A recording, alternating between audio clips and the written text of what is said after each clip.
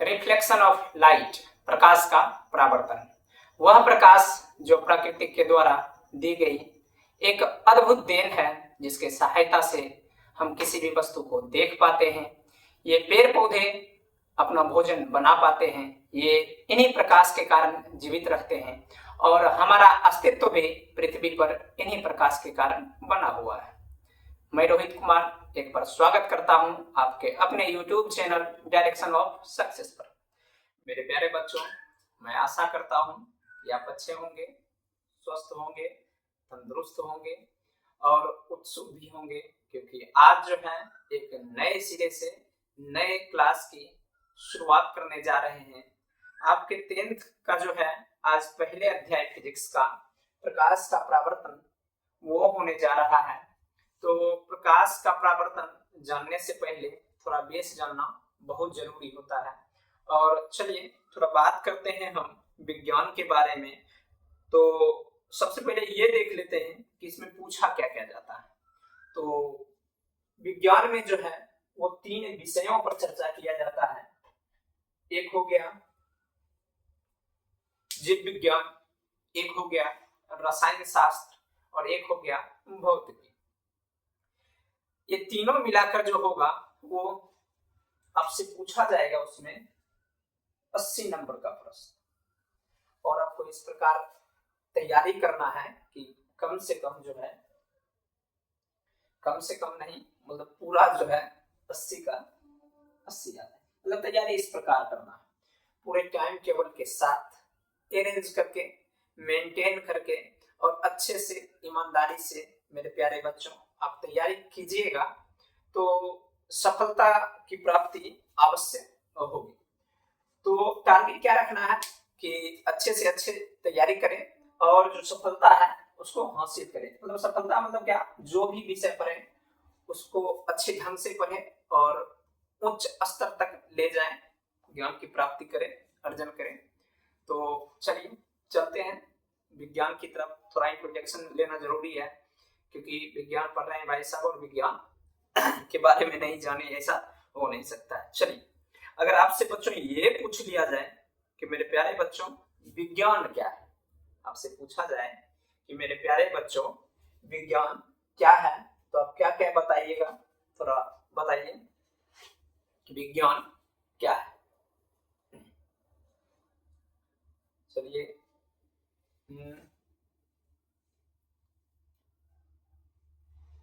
चलिए चलिए कहा जाता है कि, चलिए हम ही बताते हैं, विज्ञान प्राकृतिक घटनाओं का सुव्यवस्थित एवं क्रमबद्ध तरीके से अध्ययन करना एवं इससे प्राप्त ज्ञान को ही विज्ञान कहा जाता है। आपने देखा होगा कि हमारे आसपास घटनाएं घटती रहती है, तो क्या है, जो भी घटनाएं घटती है या हम क्या करते हैं, किसी चीज पर प्रयोग करते हैं, क्रियाकलाप करते हैं, और उसके बारे में जब हम क्या करते हैं, क्रियाकलाप करते हैं और उससे जब हमें कुछ ज्ञान की प्राप्ति होती है तब उसे ही हम क्या करते हैं, विज्ञान करते हैं। मतलब क्रमबद्ध तरीके से उस पर क्या करेंगे, हम रिसर्च करेंगे, मतलब शोध करेंगे। हम अपने आसपास जो है किसी भी वस्तु पर प्रयोग करते हैं, पता चलता है हम ये कार्य कर रहे हैं और कुछ नए वस्तु का निर्माण हो गया या नए उसमें स्थिति उत्पन्न हो गई, तो हमें क्या पता चलता है कि अरे हम ऐसा करेंगे तो क्या हो जाएगा, ऐसा हो जाएगा।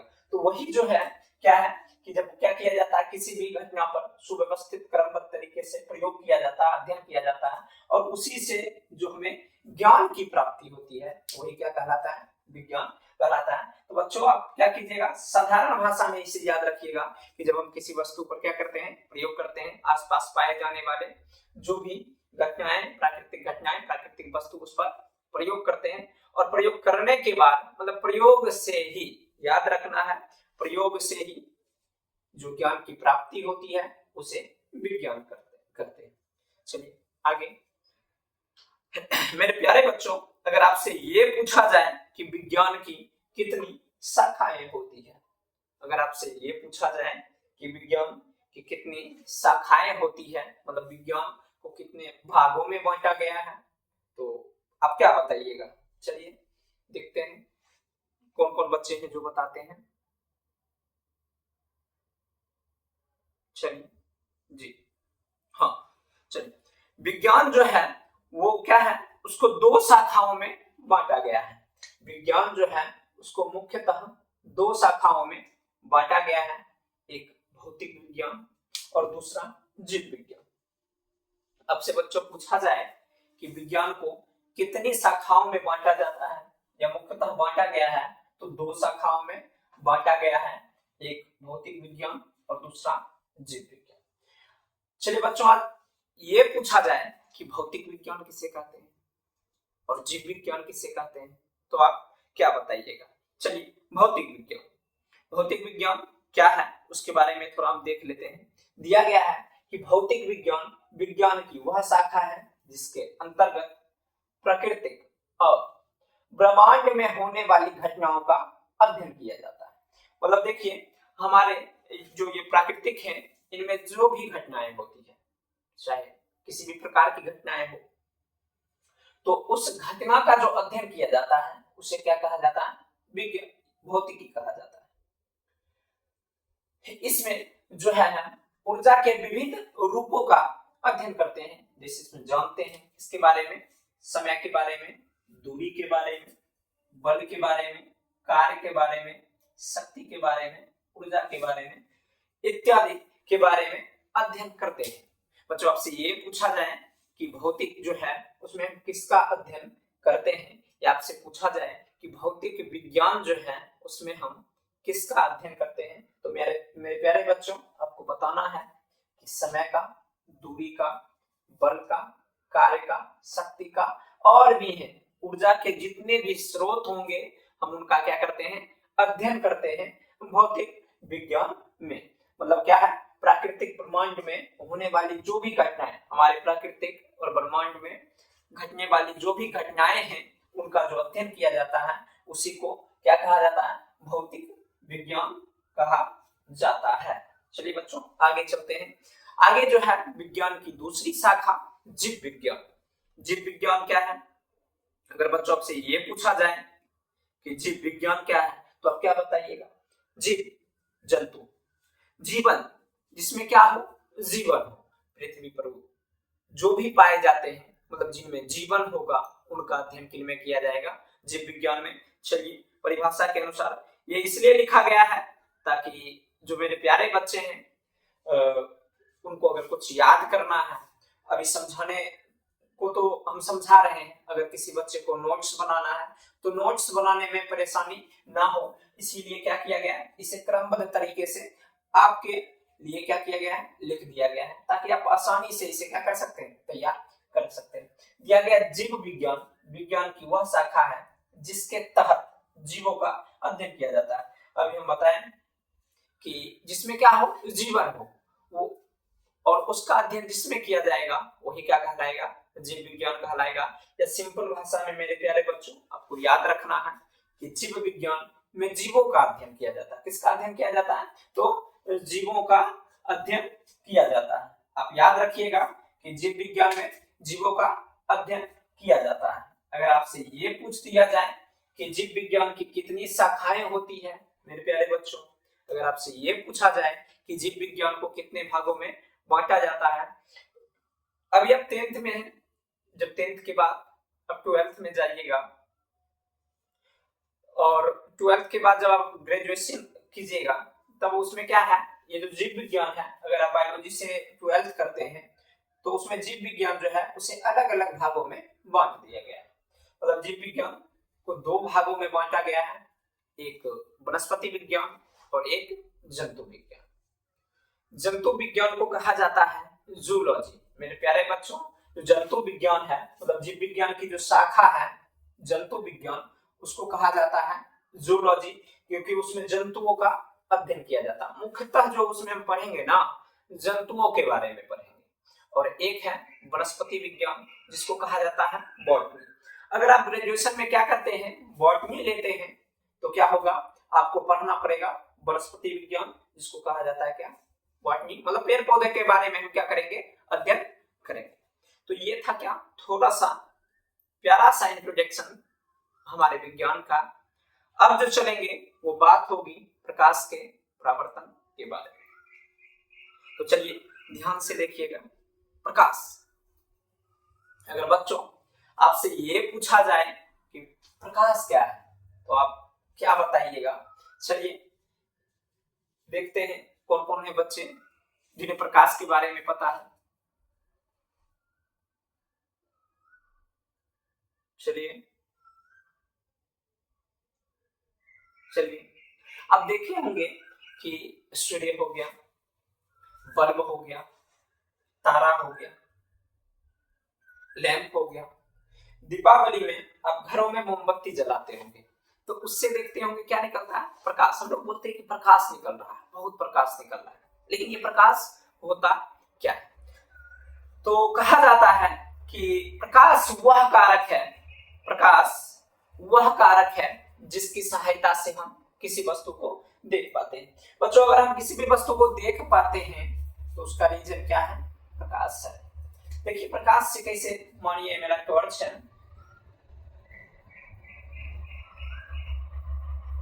इससे क्या हो रहा है? प्रकाश का उत्सर्जन हो रहा है।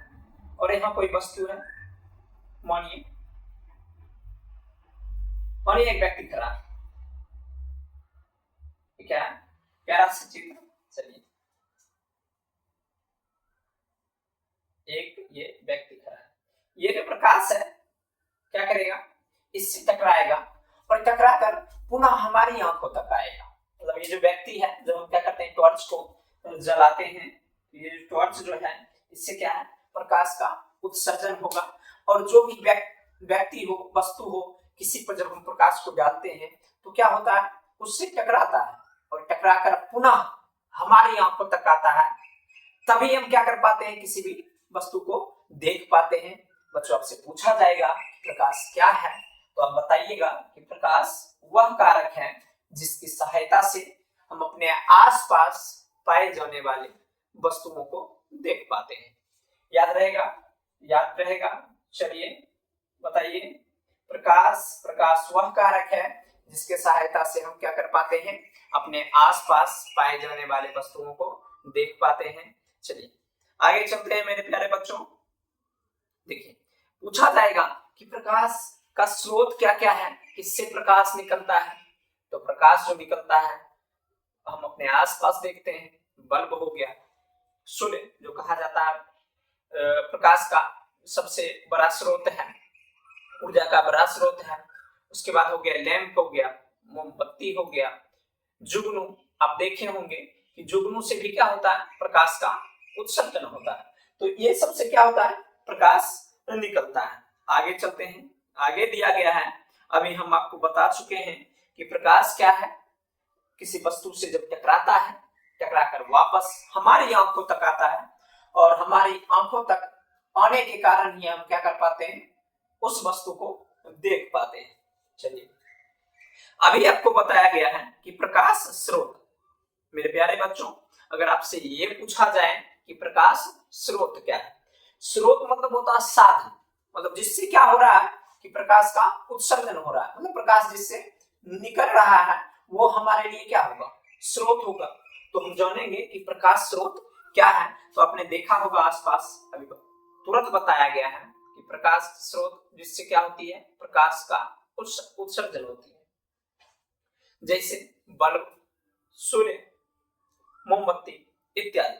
चलिए अगर आपको परिभाषा बोले तो परिभाषा इस प्रकार लिखना है कि जिस वस्तु से प्रकाश निकलती है या उत्सर्जित होती है उसे हम प्रकाश स्रोत कहते हैं। क्या याद रखना है मेरे प्यारे बच्चों? याद रखना है कि जिस वस्तु से प्रकाश निकलती है या उत्सर्जित होती है उसे प्रकाश स्रोत कहा जाता है। उदाहरण के लिए मोमबत्ती, जुगनू, सूर्य, बल्ब इत्यादि। आपको जो भी याद रहे क्या करना है? उसमें लिखना है। बस ये याद रखना है कि इससे क्या निकले? प्रकाश निकले। मेरे प्यारे बच्चों प्रकाश स्रोत किसे कहा जाता है? अगर आपसे ये पूछा जाए तो प्रकाश स्रोत जिस वस्तु से प्रकाश का उत्सर्जन होता है या प्रकाश निकलती है उसे प्रकाश स्रोत कहा जाता है। बस क्या करना है? धीरे धीरे तैयारी करना है, लेकिन अच्छे ढंग से करना है, ईमानदारी पूर्वक। मतलब किसी भी प्रकार की उसमें बेईमानी ना हो, सफलता जो है वो मिलेगी ही। चलिए आगे देखते हैं। आपसे ये पूछा जाए कि प्रकाश स्रोत कितने प्रकार के होते हैं, अगर एग्जाम में पूछ दिया जाए कि प्रकाश स्रोत कितने प्रकार के होते हैं, तो आप याद रखिएगा कि प्रकाश स्रोत 2 प्रकार के होते हैं। आपसे मेरे प्यारे बच्चों, अगर आपसे ये पूछा जाए कि प्रकाश स्रोत कितने प्रकार के होते हैं, तो याद रखिएगा कि वो 2 प्रकार के होते हैं। कौन कौन सा? तो एक प्राकृतिक प्रकाश स्रोत और एक मानव निर्मित प्रकाश स्रोत। अगर आपसे ये पूछा जाए कि प्राकृतिक प्रकाश स्रोत क्या होता है, मेरे प्यारे बच्चों, अगर आपसे ये पूछा जाए कि प्राकृतिक प्रकाश स्रोत क्या है, तो आप क्या बताइएगा? प्राकृतिक मतलब क्या? जो प्रकृति का देन है। चलिए, कहा जाता है जिसको क्या है, प्रकृति के द्वारा प्रकाश प्रदान किया गया है, मतलब मानव उसे बनाते नहीं है, वही क्या कहलाते हैं? प्राकृतिक प्रकाश स्रोत कहलाते हैं। जैसे आपसे पूछा जाए, वस्तुनिष्ठ प्रश्न में हो सकता है कि एग्जाम में आ जाए कि मेरे प्यारे बच्चों आप बताएं कि प्राकृतिक प्रकाश स्रोत क्या है, तो आपको याद रखना है सूर्य, तारे और जुगनू जो है क्या है? प्राकृतिक प्रकाश स्रोत हैं, क्योंकि इनमें जो प्रकाश है वो प्रकृति के द्वारा दिया गया है। चलिए, अगर मेरे प्यारे बच्चों क्लास अच्छा लगा हो तो जो भी आपके मित्रगण हैं उन्हें शेयर करें, ताकि वो भी क्या कर सकें? पढ़ सकें। आगे चलते हैं कि मानव निर्मित प्रकाश स्रोत क्या है। अभी आपको बताया गया कि प्रकाश स्रोत 2 प्रकार के होते हैं, एक प्राकृतिक प्रकाश स्रोत और दूसरा मानव निर्मित प्रकाश स्रोत। अभी जैसे आप जाने हैं कि प्राकृतिक प्रकाश स्रोत, उसमें क्या किया गया है? प्रकृति के द्वारा, मतलब जुगनू जो आप देखते होंगे आपके आसपास जो जलता है, वो जलता हुआ, वो उड़ता हुआ दिखता होगा, उसमें भी क्या रहता है? प्रकाश रहता है। और भी है जो क्या है, जिनमें प्रकृति के द्वारा प्रकाश को दिया गया है। चलिए, मानव निर्मित प्रकाश स्रोत कहा जाता है जो मानवों के द्वारा बनाया जाता है। अपने आसपास देखो होंगे कि कुछ वैसे प्रकाश स्रोत हैं जिन्हें मानव के द्वारा क्या किया जाता है? बनाया जाता है। तो याद रखिएगा, बल्ब, मोमबत्ती, लैंप इत्यादि, ये सब क्या है? मानव निर्मित प्रकाश स्रोत हैं, क्योंकि इन्हें क्या किया जाता है?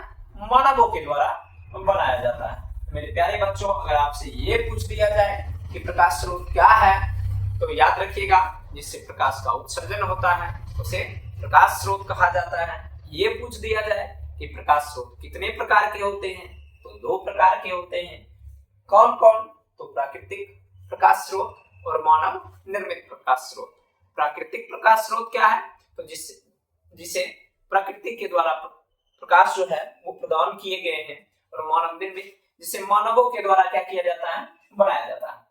अगर प्यारे बच्चों ये आपसे पूछा जाए कि लालटेन, मोमबत्ती जो है वो किस ऊर्जा को किसमें परिवर्तित करती है, तो मेरे प्यारे बच्चों याद रखिएगा, ये जो है रासायनिक ऊर्जा को प्रकाश ऊर्जा में परिवर्तित करती है। और अच्छे प्रश्न हैं, एग्जाम में पूछे जा सकते हैं, इसलिए आप अच्छे से तैयारी कीजिएगा कि लालटेन और मोमबत्ती जो है ये किस ऊर्जा को किसमें परिवर्तित करते हैं। तो याद रखना है कि ये जो है रासायनिक ऊर्जा को प्रकाश ऊर्जा में परिवर्तित करते हैं।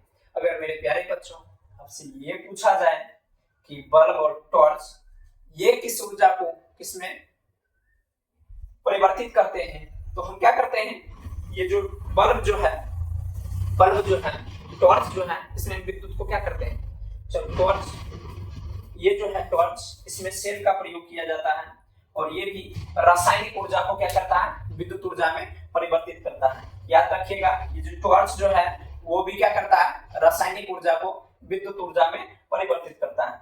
लेकिन ये जो हमारा बल्ब है, जो आसपास आप देखते हैं घरों में लगा हुआ बल्ब, अगर आपसे ये पूछा जाए मेरे प्यारे बच्चों कि बल्ब जो है वो किस ऊर्जा को किसमें परिवर्तित करता है, तो याद रखना है कि विद्युत ऊर्जा को प्रकाश ऊर्जा में परिवर्तित करता है।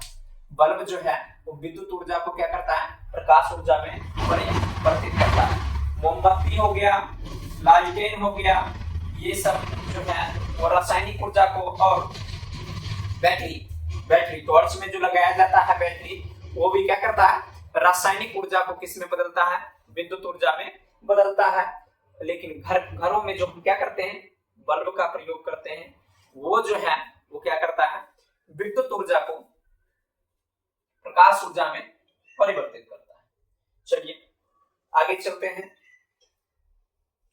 आगे दिया गया है कि प्रकाश उत्सर्जन के आधार पर जो वस्तुएं हैं, मतलब हमारे आसपास जो वस्तु पाया जाता है, वो दो प्रकार के होता है। प्रकाश उत्सर्जन क्या है, तो अभी बताया गया कि जिससे प्रकाश का क्या हो, उत्सर्जन हो। तो उसके आधार पर जो है हमारे आसपास दो प्रकार के वस्तु पाए जाते हैं। अच्छे प्रश्न हैं, पूछे जाएंगे। पहला दीप्त, प्रदीप्त, दीप्तमान, मतलब क्या है, एक ही नाम है। अगर आपसे पूछा जाए कि दीप्त क्या होता है, प्रदीप्त क्या होता है, दीप्तमान क्या होता है, अगर ये तीनों भी पूछा जाए या अलग अलग करके भी पूछा जाए कि ये वस्तु किन्हें कहते हैं, तो मेरे प्यारे बच्चों आप याद रखिएगा कि दीप्त, प्रदीप्त, दीप्तमान वस्तु तीनों एक ही वस्तु होते हैं, जिनसे क्या होता है कि स्वयं जो है वो क्या होता है, प्रकाश का उत्सर्जन होता है। जिससे स्वयं क्या होता है, प्रकाश का उत्सर्जन होता है, उसे दीप्तमान वस्तु कहते हैं। मतलब वो क्या करेंगे, प्रकाश का उत्सर्जन करेंगे। ऐसे आप याद रखिए कि दीप्तमान वस्तु वैसे वस्तु को कहा जाता है जिनसे प्रकाश का उत्सर्जन होता है। मतलब क्या, जो प्रकाश का उत्सर्जन करेंगे, जैसे सूर्य, मोमबत्ती, बिजली का बल्ब, तारा, जुगनू, टॉर्च इत्यादि जो है उनसे क्या निकलता है मेरे प्यारे बच्चों, प्रकाश निकलता है। और प्रकाश निकलता है तो इसका मतलब क्या है, वो वस्तु दीप्तमान है। चलिए आगे जो है दूसरा अदीप्त वस्तु या अदीप्तमान वस्तु। आपसे पूछा जाए प्रकाश उत्सर्जन के आधार पर कितने प्रकार के वस्तु होते हैं, तो दो प्रकार के, एक दीप्तमान और एक अदीप्तमान। दीप्तमान, प्रदीप्त या दीप्त तीनों एक ही होते हैं, अदीप्त और अदीप्तमान ये एक ही होते हैं। मतलब दीप्तमान में क्या होते हैं, प्रकाश का उत्सर्जन, और अदीप्त में याद रखिएगा इससे प्रकाश का उत्सर्जन नहीं होता है। जैसे आपने देखा होगा पत्थर, टेबल, कुर्सी और भी वस्तुएं, किताब, कलम, क्या ये सब करते हैं प्रकाश का उत्सर्जन? नहीं। अगर नहीं करते हैं तो ये क्या होंगे, अदीप्तमान वस्तु होंगे, और जो प्रकाश का उत्सर्जन करेंगे वो होंगे कौन सा, प्रदीप्त या दीप्तमान वस्तु होंगे। चलिए उम्मीद करते हैं कि समझ आ रहा होगा मेरे प्यारे बच्चों, हाँ या ना। चलिए अगला है प्रकाश का प्रकीर्णन। धीरे धीरे ही क्या करना है, धीरे धीरे ही सीखना है, याद करना है, और तैयारी जो है बेहतर करना है। जब ये जो अध्याय खत्म हो जाएगा तो बीच से ही क्या किया जाएगा, अच्छे प्रश्नों को निकाला जाएगा, एक संग्रह तैयार किया जाएगा और वस्तुनिष्ठ को भी निकाला जाएगा, और इसी माध्यम से जो है आपको बताया जाएगा, टेस्ट लिया जाएगा। आप लोग अच्छे से तैयारी कीजिए ताकि जो है उसमें अच्छे अंक प्राप्त हो। अगला है प्रकाश का प्रकीर्णन। मेरे प्यारे बच्चों, अगर आपसे ये पूछा जाए कि प्रकाश का प्रकीर्णन क्या होता है, प्रकीर्णन मतलब होता है फैलना। क्या होता है, फैलना। प्रकीर्णन मतलब क्या, फैलना, प्रकाश का फैलना। आपसे पूछा जाए कि प्रकाश का प्रकीर्णन क्या है तो क्या होता है। चलिए दिया गया है कि जब प्रकाश जब किसी सूक्ष्म कण पर पड़ता है तो वह सूक्ष्म कण उसके कुछ ऊर्जा को अवशोषित करता है, फिर उसे चारों तरफ विकृत करता है। विकृत मतलब क्या होता है, बिखेर देता है। मानिए हम क्या करते हैं, एक टॉर्च लेते हैं, एक टॉर्च लेते हैं, ये हमारा टॉर्च, और इससे क्या निकलना है, प्रकाश निकलता है। और क्या है ये, एक गेंद है। क्या है, चलिए ये हमारा गेंद है और इस पर हम क्या कर रहे हैं, टॉर्च से प्रकाश डाल रहे हैं।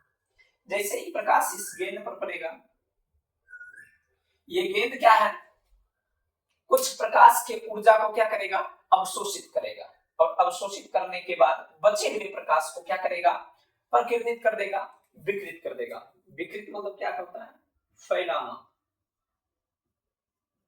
क्या होता है, फैलाना। मतलब जो क्या करते हैं हम किसी प्रकाश स्रोत से जब किसी वस्तु पर प्रकाश को डालते हैं तो क्या करता है, वो उसके कुछ ऊर्जा को अवशोषित कर लेता है और बचे हुए भाग को क्या करता है, फैला देता है। प्रकाश के इसी फैलाने की प्रक्रिया को, विकृत करने की प्रक्रिया को क्या कहा जाता है, प्रकाश का प्रकीर्णन। मेरे प्यारे बच्चों, अगर आपसे ये पूछा जाए कि प्रकाश का प्रकीर्णन क्या होता है तो आप बताइएगा कि जब हम किसी प्रकाश स्रोत से प्रकाश को जब किसी सूक्ष्म कण पर डालते हैं तो वह सूक्ष्म कण उसके कुछ ऊर्जा को अवशोषित करता है, मतलब क्या करता है, ग्रहण कर लेता है और बचे हुए ऊर्जा को क्या करता है, विकृत करता है, वापस करता है, प्रकीर्णित करता है। उसी को कहा जाता है क्या चीज, प्रकाश का प्रकीर्णन। तो चलिए आगे चलते हैं मेरे प्यारे बच्चों। अगर आपसे ये पूछा जाए कि प्रकाश कैसे गमन करती है तो याद रखना है, प्रकाश की जो किरण है वो हमेशा सीधी रेखा में गमन करती है। ये पूछा जाए कि प्रकाश जो है वो, प्रकाश के जो किरण है वो कैसे गमन करती है तो याद रखना है, सीधी रेखा में गमन करती है। और अच्छे वस्तुनिष्ठ कई बार पूछे जा चुके हैं कि प्रकाश की किरण जो है वो गमन करती है, तो क्या सीधी रेखा में गमन करती है।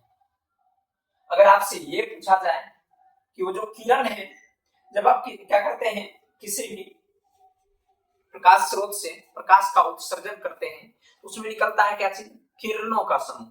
वो सिर्फ एक किरण नहीं है, उसमें कई किरण होते हैं और कई किरण मिलकर वो क्या करता है, प्रकाश का निर्माण करता है। और आपसे ये पूछा जाए कि बच्चों वो जो है किरणों के समूह को क्या कहा जाता है, तो याद रखना है कि जब हम किसी भी प्रकाश स्रोत से प्रकाश का उत्सर्जन करते हैं तो उससे किरणों का समूह निकलता है और उस समूह को कहा जाता है क्या चीज, किरण पुंज कहा जाता है। क्या कहा जाता है, किरण पुंज कहा जाता है। क्लास अच्छा लगे तो अपने मित्रों को शेयर कीजिए। चलिए आगे देखते हैं। ये देखिए उदाहरण के लिए जो दिया गया है क्या है, एक टॉर्च है। क्या है, एक टॉर्च है और इससे क्या हो रहा है, प्रकाश का उत्सर्जन हो रहा है। आप देख रहे हैं इससे क्या हो रहा है, प्रकाश का उत्सर्जन हो रहा है। तो देखिए इसमें क्या है, अलग अलग किरण है। क्या है, अलग अलग किरण है। इसके सम्मिलित रूप को ही क्या कहा जाता है, किरण पुंज कहा जाता है। मेरे प्यारे बच्चों, आपसे अगर ये पूछा जाए कि किरण पुंज क्या है तो याद रखिएगा कि किरणों के समूह को किरण पुंज या प्रकाश पुंज कहा जाता है। ये किरण पुंज जो होते हैं वो 3 प्रकार के होते हैं। आपसे ये पूछा जाए कि किरण पुंज कितने प्रकार के होते हैं तो आपको बताना है कि किरण पुंज जो होते हैं वो 3 प्रकार के होते हैं। पहला जो है अपसारी किरण पुंज। क्या, अपसारी किरण पुंज। किरण पुंज कहा जाता है किरणों के समूह को और पहला जो दिया गया है वो अपसारी किरण पुंज। इसमें आपसे ये पूछा जाए कि अपसारी किरण पुंज क्या होता है तो प्रकाश की किरणें एक बिंदु से निकलकर फैलती है। अभी हम क्या बताएं, टॉर्च।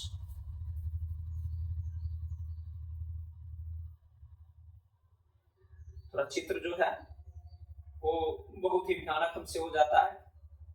चलिए ये हमारा टॉर्च, इसमें ये लगा बल्ब। चलिए ये हमारा टॉर्च से क्या हो रहा, प्रकाश का उत्सर्जन हो रहा। तो प्रकाश जो है इस बिंदु से क्या हो रहा, निकल रहा है। क्या बताएं कि प्रकाश की किरण एक बिंदु से निकलता है, मतलब इस बिंदु से क्या हो रहा, प्रकाश का जो किरण है उसका उत्सर्जन हो रहा है और निकलने के बाद ये क्या हो रहा है, फैल रहा है। तो मेरे प्यारे बच्चों आपको याद रखना है कि जो किरण पुंज है उसके पहले प्रकार अपसारी किरण पुंज क्या है? तो अपसारी किरण पुंज में प्रकाश की किरणें क्या होती है? एक बिंदु से निकलकर फैलती है। क्या होती है? एक बिंदु से निकलकर फैलती है, उसे ही कहा जाता है अपसारी किरण पुंज। क्या कहा जाता है? अपसारी किरण पुंज। अपसारी किरण पुंज में क्या होते हैं? प्रकाश एक बिंदु से निकलकर फैलते हैं। चलिए दूसरा देखते हैं, समांतर किरण पुंज। समांतर किरण पुंज कहा जाता है कि इसमें प्रकाश की किरणें, नाम से ही पता चलता है क्या वो क्या होंगे? समांतर, मतलब एक दूसरे के बराबर। कहा जाता है कि प्रकाश की किरणें जो है एक दूसरे के समांतर होते हैं। समांतर किरण पुंज में क्या होंगे? प्रकाश की किरणें एक दूसरे के समांतर होंगे, इस प्रकार के होंगे, उसी को कहा जाता है क्या चीज? समांतर किरण पुंज। समझ आ रहा है मेरे प्यारे बच्चों?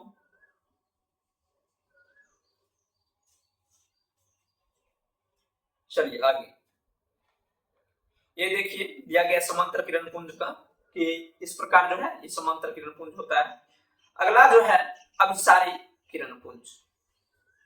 अभी बताएं कि अपसारी किरण पुंज एक बिंदु से क्या होता है? निकलता है और फैलता है। समांतर किरण पुंज, उसमें किरण एक दूसरे के समांतर होते हैं।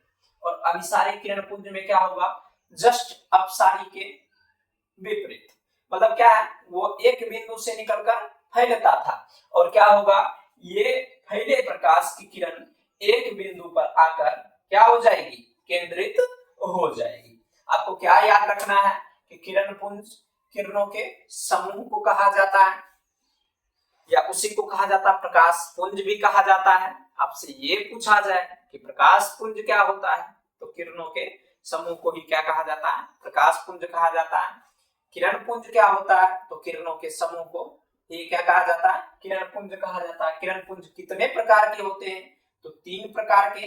पहला अपसारी, याद रखिएगा कि उसमें क्या होता है? यह एक बिंदु से केंद्रित प्रकाश फैलता है, उसको अपसारी किरण पुंज कहा जाता है। समांतर किरण पुंज, जिसमें किरण जो होंगे वो क्या होंगे? एक दूसरे के समांतर होंगे। और अभिसारी किरण पुंज, इसमें प्रकाश की किरणें एक बिंदु पर आकर मिलती है या मिलती हुई प्रतीत होती है। क्या होती है? एक बिंदु पर आकर मिलती है या मिलती हुई प्रतीत होती है, उसे कहा जाता है अभिसारी किरण पुंज। चलिए आगे चलते हैं मेरे प्यारे बच्चों। आगे का जो पॉइंट दिया गया है वो है प्रकाश के आधार पर हमारे आसपास कितने प्रकार के पदार्थ पाए जाते हैं। अगर आपसे ये पूछा जाए कि बताइए कि हमारे आसपास जो है वो प्रकाश के आधार पर कितने प्रकार के पदार्थ पाए जाते हैं, तो आपको बताना है कि कितने प्रकार के? 3 प्रकार के। कितने प्रकार के? 3 प्रकार के। हाँ, कितने प्रकार के प्रकाश के आधार पर वस्तु पाए जाते हैं, जो पदार्थ है वो पाए जाते हैं? 3 प्रकार के। तो आपसे पूछा जाएगा कि कौन कौन से वो जो 3 प्रकार हैं वो कौन कौन से? तो चलिए पहला है पारदर्शी वस्तु। वैसे आप पढ़े होंगे नीचे के क्लासों में। चलिए पारदर्शी वस्तु कहा जाता है। पारदर्शी वस्तु वैसे वस्तुओं को कहा जाता है जिनसे प्रकाश जो है आसानी से आर पार हो जाती है। अगर आपसे ये पूछा जाए कि पारदर्शी वस्तु या पदार्थ किसे कहते हैं, तो वे पदार्थ जिनसे प्रकाश आसानी से आर पार हो जाए उसे कहा जाता है क्या?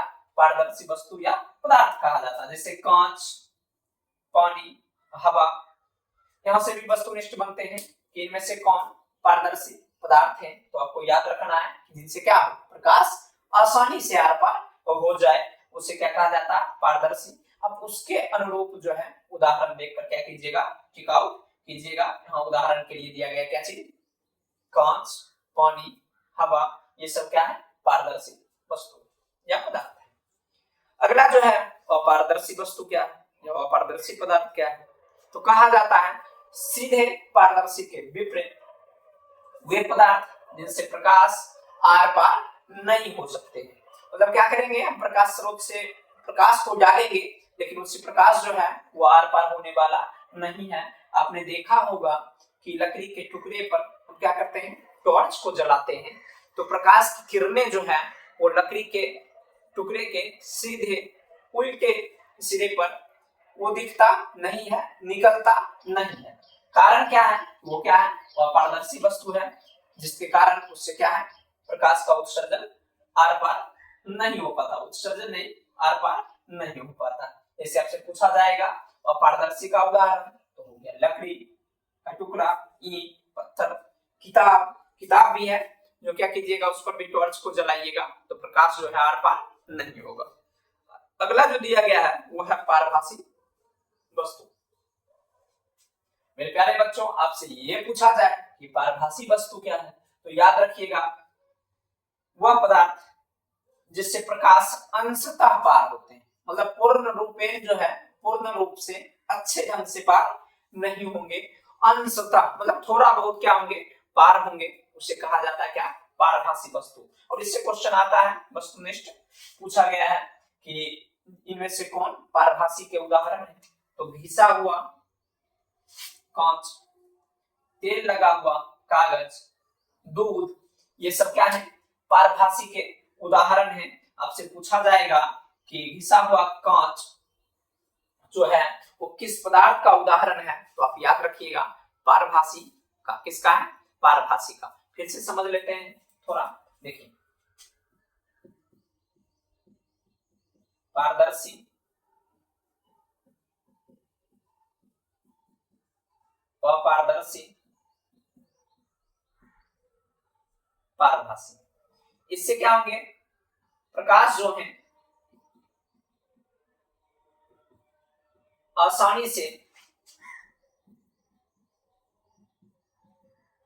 आर पार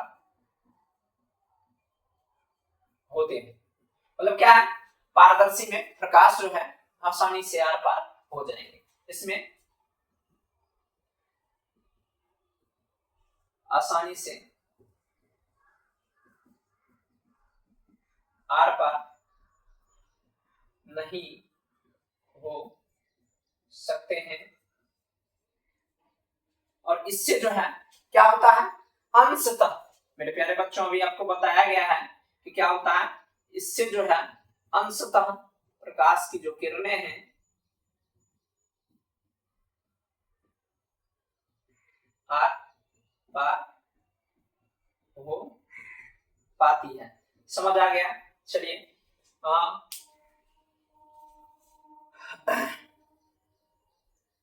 आगे चलते हैं। हाँ, आगे दिया गया है कि क्या, प्रकाश जो है, अब आएंगे हम अपने अध्याय के महत्वपूर्ण प्रश्नों पर। महत्वपूर्ण जो पॉइंट दिया गया है उस पर दिया गया है कि प्रकाश का परावर्तन क्या है। आपके अध्याय का भी नाम क्या था, प्रकाश का परावर्तन। और पूछा गया कि प्रकाश का परावर्तन किसे कहते हैं, तो चलिए जानते हैं कि प्रकाश का परावर्तन क्या है। कहा जाता है कि जब कोई किरण किसी सतह पर आपतित होकर उसी माध्यम में पुनः लौटती है। मतलब क्या किया जाता है, जब किसी किरण को किसी माध्यम में, किसी वस्तु पर डाला जाता है तो उसमें क्या होते हैं, वो जब उस पर डाला जाता है, उस माध्यम पर पड़ते हैं, तो पड़ने के बाद वह वापस क्या होते हैं, लौट जाते हैं। और लौटने की इसी क्रिया को क्या कहा जाता है, प्रकाश का परावर्तन कहा जाता है। मेरे प्यारे बच्चों, आपसे ये पूछा जाए कि प्रकाश का परावर्तन क्या है, तो आपको याद रखना है कि जब कोई किरण किसी सतह पर आपतित होकर, मतलब पड़ने के बाद उसी माध्यम में वापस लौट जाती है, इसी घटना को जो है वो क्या कहा जाता है, प्रकाश का परावर्तन कहा जाता है। देखिए हम क्या करते हैं, एक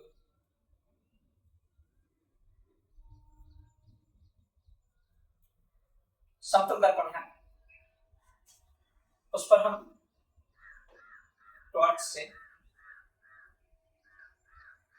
चित्र थोड़ा हमेशा से ही वो अजूबा हो जाता है। टॉर्च से क्या कर रहे हैं, हम प्रकाश को डाल रहे हैं। इससे ये किरण क्या है, इस पर इस दर्पण पर पड़ी और जैसे ही टकराई उसके बाद ये क्या हुई, पुनः लौट गई। लौटने की इसी प्रक्रिया को क्या कहा जाता है, प्रकाश का परावर्तन। आपसे पूछा जाएगा मेरे प्यारे बच्चों कि प्रकाश का परावर्तन किसे कहते हैं, तो आपको लिखना है कि जब कोई किरण किसी सतह पर पड़ती है या आपतित होती है, आपतित होने के बाद फिर वह पुनः क्या होती है, लौट जाती है।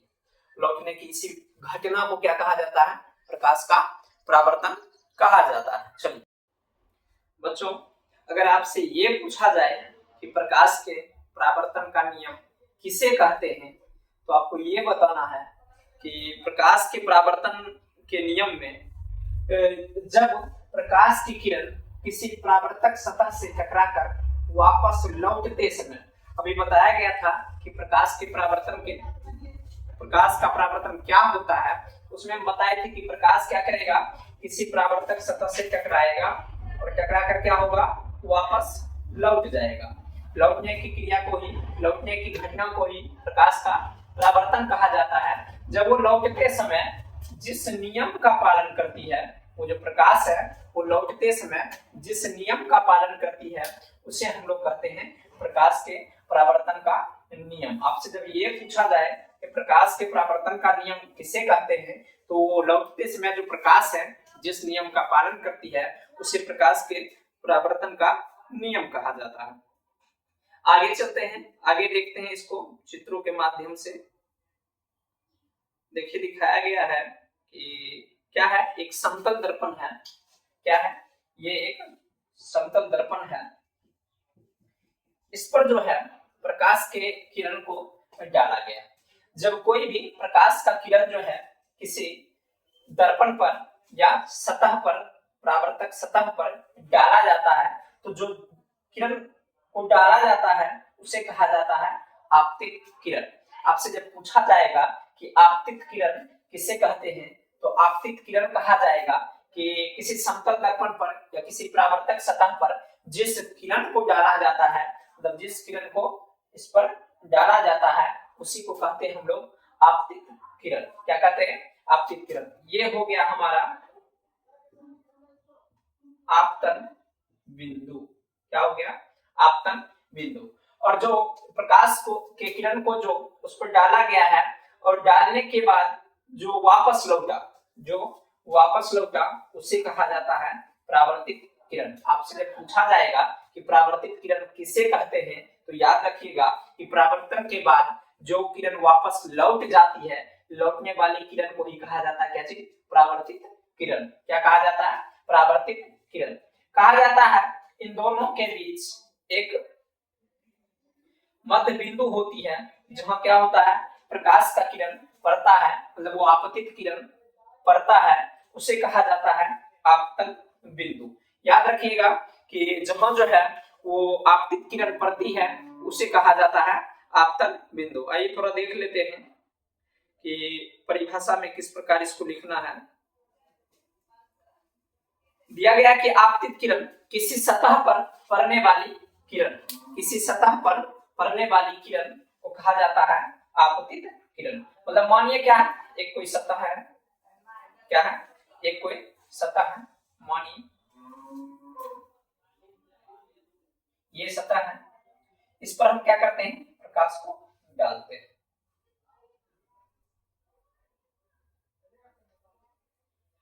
इस पर प्रकाश को इस प्रकार डाला गया।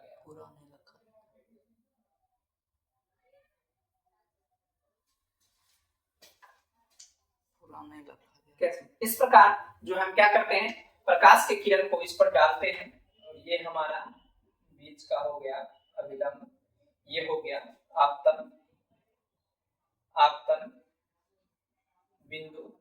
जिस किरण को डाला जाता है, दिया गया है किसी सतह पर पड़ने वाली किरण को आपतित किरण कहते हैं। मतलब ये जो किरण जो है इस सतह पर पड़ रही है, इसलिए यही है आपतित किरण। इसी को कहते हैं हम क्या, आपतित किरण। जिस सतह पर, मतलब क्या है, जो किरण जो है सतह पर पड़ती है उसे आपतित किरण कहते हैं। आपतन बिंदु कहा जाता है कि जिस बिंदु पर आपतित किरण सतह से टकराती है। हम देख रहे हैं कि ये जो प्रकाश जो है ये निकल रही है, प्रकाश की किरण जो है सतह पर इस बिंदु पर टकरा रही है, इसलिए इस बिंदु को कहा जाएगा क्या? आपतन बिंदु। आपसे पूछा जाएगा कि आपतन बिंदु किसे कहते हैं, तो आपतित किरण जहां परावर्तक सतह पर टकराती है उसी बिंदु को कहा जाता है आपतन बिंदु। अगला है परावर्तित किरण किसे कहते हैं? कहा जाता है कि परावर्तन के बाद जब वो परावर्तन की क्रिया होती है, जो किरण वापस लौटती है, मतलब सतह से टकराया और टकरा कर लौटने वाली जो किरण है, देख लीजिए ये जो आपतित किरण है ये सतह पर टकरा रही है और टकराने के बाद वापस लौट रही है, लौटने वाली ही किरण को कहा जाता है परावर्तित किरण। लौटने वाली ही किरण को कहा जाता है परावर्तित किरण।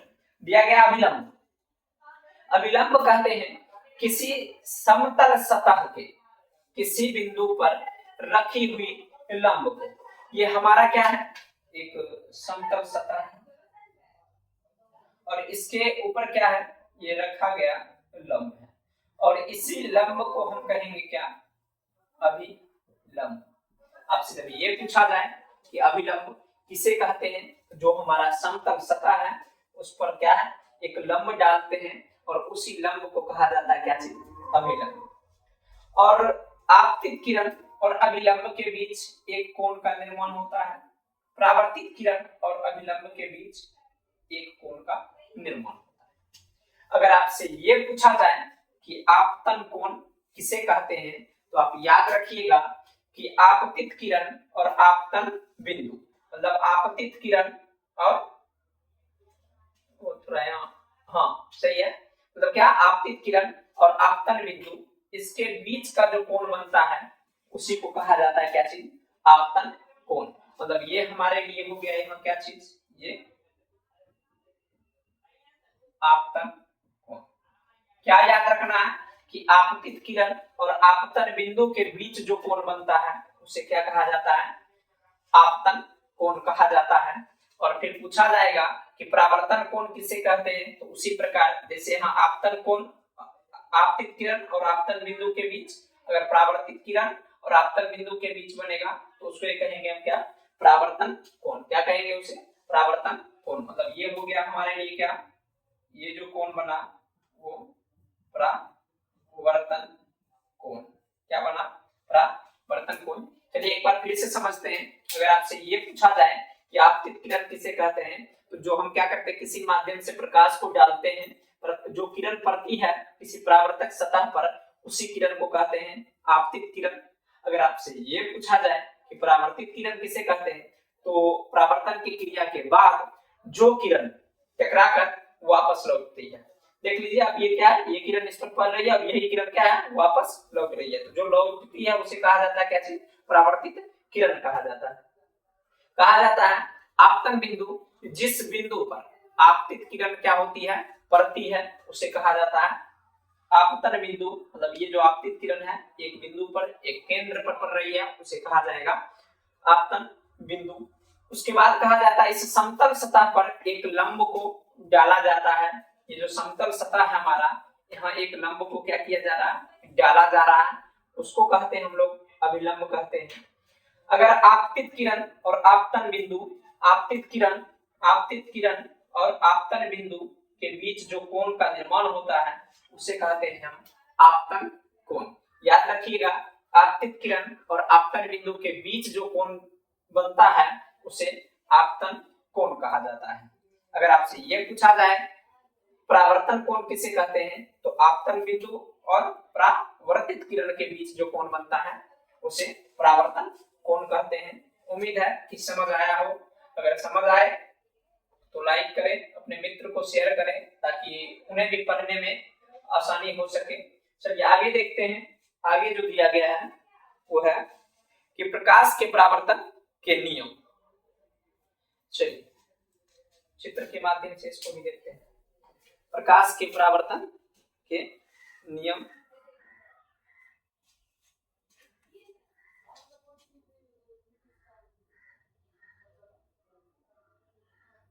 अगर आपसे ये पूछा जाए कि प्रकाश के परावर्तन के कितने नियम हैं, तो याद रखिएगा 2।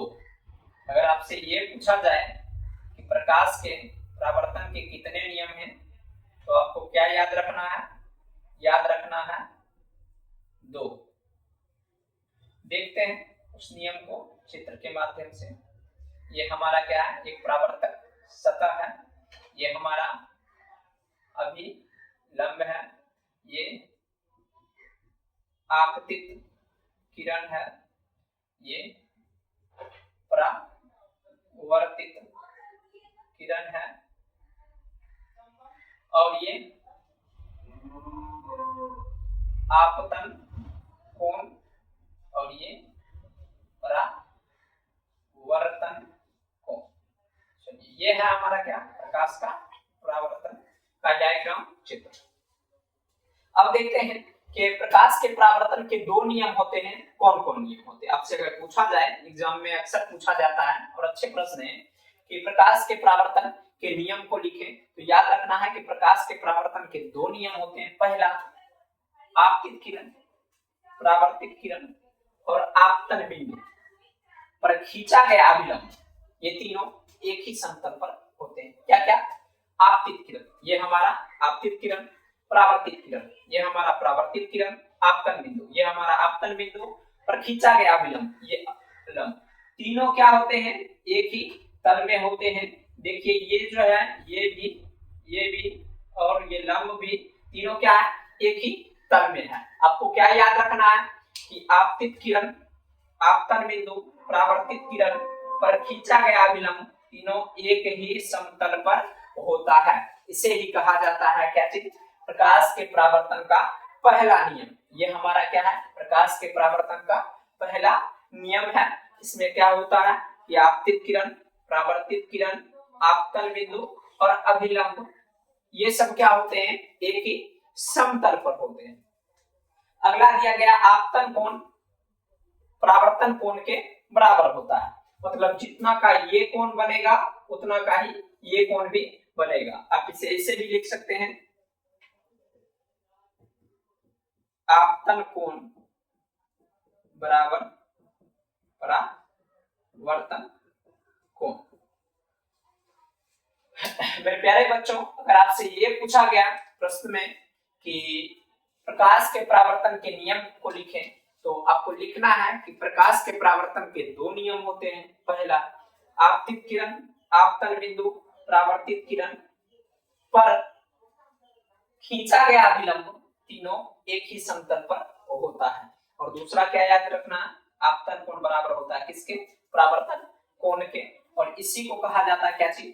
प्रकाश के परावर्तन का नियम। अगर आपसे ये पूछा जाए कि प्रकाश के परावर्तन से आप क्या समझते हैं, तो प्रकाश को हम क्या करते हैं? किसी परावर्तक सतह पर डालते हैं, वो क्या होता है? वापस लौटता है। लौटने की ही घटना को क्या कहा जाता है? प्रकाश का परावर्तन। आगे देखते हैं।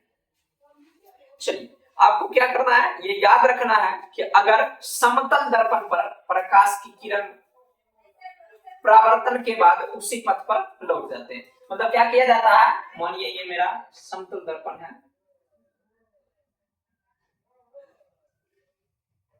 इस पर समतल दर्पण पर लंबवत, याद रखना है लंबवत, अगर प्रकाश की किरण को इस प्रकार डाला जाता है, इस प्रकार प्रकाश की किरण को डाला जाता है, तो क्या है?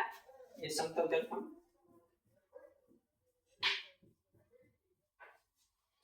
तो वो जो वापस लौटती है वो लंबवत ही लौटती है, मतलब इसी पर वो क्या होगी? वापस लौट जाएगी। आपको याद रखना है, क्योंकि ये जो प्रश्न है वो पूछे जा सकते हैं एग्जाम में कि समतल दर्पण पर अगर किसी भी प्रकाश के किरण को डाला जाता है तो वो किस प्रकार वापस लौटेगी। तो याद रखना क्या? लंबवत, फिर उसी पथ से क्या होगी? वापस लौट जाएगी। चलिए आगे देखते हैं। आगे दिया गया है प्रतिबिंब। आपसे ये पूछा जाए कि प्रतिबिंब किसे कहते हैं। आप देखते होंगे कि जब आप लाइट में कहीं घूम रहे होते हैं, कहीं जा रहे होते हैं, तो आपसे आगे या पीछे कोई जा रहा होता है, मतलब परछाई आपकी जो है वो परछाई बनती है। या किसी भी वस्तु पर हम क्या करते हैं? टॉर्च से प्रकाश को डालते हैं तो हम देखते हैं उसके उल्टे साइड पर उसी के जैसा क्या है? कुछ दिखते रहता है। आज उसी के बारे में बात किया जाएगा। दिया गया है कि किसी बिंदु स्रोत से आती प्रकाश की किरणें दर्पण से परावर्तन के बाद जिस बिंदु पर मिलती है या मिलती हुई या आती हुई प्रतीत होती है उसे प्रतिबिंब कहते हैं। आसान भाषा में अगर बताया जाए तो ये टॉर्च है, इससे प्रकाश के किरण को क्या किया जाता है, किसी वस्तु पर डाला जाता है। ये गेंद है,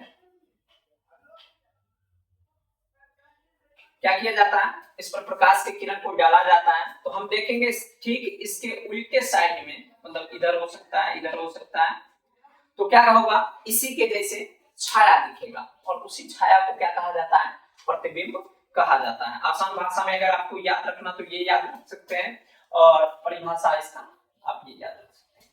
अगर आपसे ये पूछा जाए कि प्रतिबिंब कितने प्रकार के होते हैं तो याद रखिएगा जो हमारा प्रतिबिंब है वो 2 प्रकार का होता है। कौन कौन, आपसे ये पूछ लिया जाएगा कि कौन कौन प्रतिबिंब होते हैं। तो पहला वास्तविक प्रतिबिंब, आपको बताना है कि प्रतिबिंब 2 प्रकार के होते हैं, पहला वास्तविक और दूसरा काल्पनिक या आभासी। चलिए वास्तविक मतलब पता चलता है ये क्या कार्य इसमें होगा, क्या वास्तव में कहा जाता है कि किसी बिंदु स्रोत से आती प्रकाश की किरणें दर्पण से परावर्तन के बाद जिस बिंदु पर वास्तव में मिलती है। अभी प्रतिबिंब का जो परिभाषा बताया गया था उसमें बोला गया था कि प्रकाश की किरणें या तो मिलेगी या मिलती हुई प्रतीत होगी, आती है या आती हुई प्रतीत होती है। तो जिसमें वास्तव में मिलती है, याद रखना है कि जिसमें प्रकाश की किरणें जो है परावर्तन के बाद वो वास्तव में मिलती है, परावर्तन के बाद जिस बिंदु पर वास्तव में मिलती है उसे कहा जाता है वास्तविक प्रतिबिंब। क्या याद रखना है कि किसी बिंदु स्रोत से आती प्रकाश की किरणें प्रकाश के परावर्तन के बाद, किसके बाद, प्रकाश के परावर्तन के बाद वास्तव में जिस बिंदु पर मिलती है उसे वास्तविक प्रतिबिंब कहा जाता है। देखिए यहां से क्वेश्चन फिर आता है कि वास्तविक प्रतिबिंब में जो होता है वो वस्तु का प्रतिबिंब किस प्रकार का।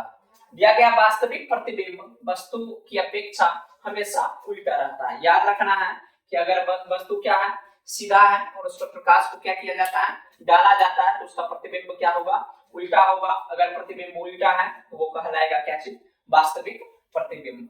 अगला है काल्पनिक, इससे पता चलता है कि क्या किया जाता हो, कल्पना किया जाता हो। प्रतिबिंब में बताया गया था कि मिलती है या मिलती हुई प्रतीत होती है। वास्तविक में अभी बताया गया कि परावर्तन के बाद क्या होता है, एक वास्तव बिंदु पर मिलता है, मतलब वो क्या होता है 100% जो है वो मिलेगा ही। और काल्पनिक में क्या होता है, परावर्तन के बाद मिलता हुआ प्रतीत होता है, मतलब मिलता नहीं है, मिलता हुआ क्या होता है, प्रतीत होता है। इसी को कहा जाता है क्या चीज, आभासी प्रतिबिंब। क्या कहा जाता है, इसी को कहा जाता है आभासी प्रतिबिंब। आपसे ये पूछा जाए वास्तविक प्रतिबिंब किसे कहते हैं, तो इसमें परावर्तन के बाद क्या होता है, प्रकाश का जो किरण है वो वास्तव में एक बिंदु पर मिलता है। काल्पनिक प्रतिबिंब आपसे ये पूछा जाए तो काल्पनिक प्रतिबिंब में क्या होता है कि जो प्रकाश की किरण है वो किसी बिंदु पर मिलती हुई प्रतीत होती है।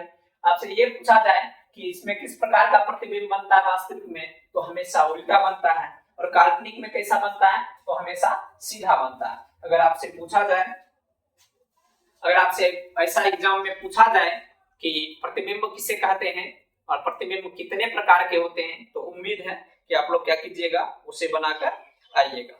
चलते हैं आगे। आगे है हमारा दर्पण। क्या, दर्पण। इस अध्याय का जो मुख्य बात है वो अब यहां से क्या होगा, शुरू होगा।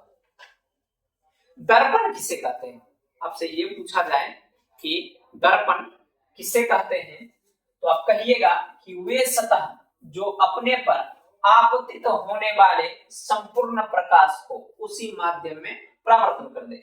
मतलब क्या है, दर्पण उसको कहा जाता है, ये दिया गया है कि ये क्या है, समतल दर्पण है। इस पर क्या है, प्रकाश को डाला गया। क्या है, प्रकाश को डाला गया। अभी बताया कि पड़ने वाली प्रकाश को आपतित किरण कहते हैं, या किरण को क्या किया गया, डाला गया। जैसे ही इस पर वो क्या है, प्रकाश की किरण पड़ा, वो तुरंत क्या किया, फिर उसी माध्यम में उसे वापस लौटा दिया। तो जो क्या करता है, वो सतह जो अपने पर आपतित होने वाले किरण को क्या करे, फिर परावर्तन के बाद उसी माध्यम में वापस लौटा दे, उसे कहा जाता है क्या चीज, दर्पण कहा जाता है। क्या कहा जाता है, दर्पण। आपसे अगर ये पूछा जाए कि दर्पण किसे कहते हैं, तो आपको लिखना है कि वे सतहें जो अपने पर आपतित होने वाले संपूर्ण प्रकाश को उसी माध्यम में परावर्तित कर दे या परावर्तन कर दे, उसे हम लोग क्या कहते हैं, दर्पण कहते हैं। आगे चलते हैं। आगे दिया गया है कि दर्पण कितने प्रकार के होते हैं। मेरे प्यारे बच्चों, अगर आपसे ये पूछा जाए कि दर्पण किसे कहते हैं या कितने प्रकार के होते हैं, तो आपको बताना है कि दर्पण 3 प्रकार के होते हैं। और दर्पण कहा जाता है वैसा परावर्तक सतह जिस पर पड़ने वाली प्रकाश को वो क्या कर दे, उसी माध्यम में परावर्तित कर दे। दर्पण के 3 प्रकार होते हैं। आपसे पूछा जाए कि कौन कौन सा, तो याद रखिएगा, दर्पण का प्रकार जो है, पहला समतल दर्पण, दूसरा गोलीय दर्पण और तीसरा परवलयाकार दर्पण। आपसे ये पूछा जाए कि दर्पण कितने प्रकार के होते हैं, तो आपको बताना है कि दर्पण 3 प्रकार के होते हैं। पहला समतल दर्पण, दूसरा गोलीय दर्पण, तीसरा परवलयाकार दर्पण। चलिए इसको चित्र के माध्यम से समझते हैं कि किसे समतल दर्पण कहते हैं, किसे गोलीय दर्पण कहते हैं और किसे परवलयाकार दर्पण कहते हैं।